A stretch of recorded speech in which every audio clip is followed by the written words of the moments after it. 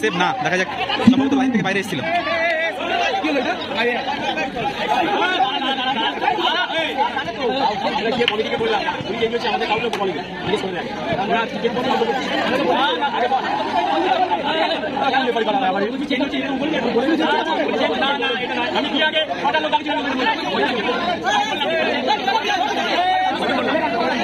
Goalkeeper যে change হয়েছিল সেটা রেফারিকে বলা হয়নি, এই জন্য শটটা ক্যান্সেল করা হয়েছে। দেখা যাক আবার রিশট হবে সম্ভবত।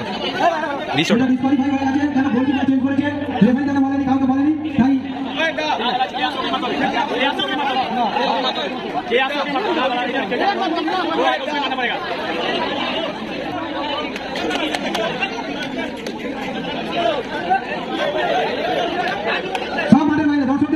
রিশট গোল করলে কিন্তু সমতায় ফিরতে পারবে, কি হবে দেখা যাক।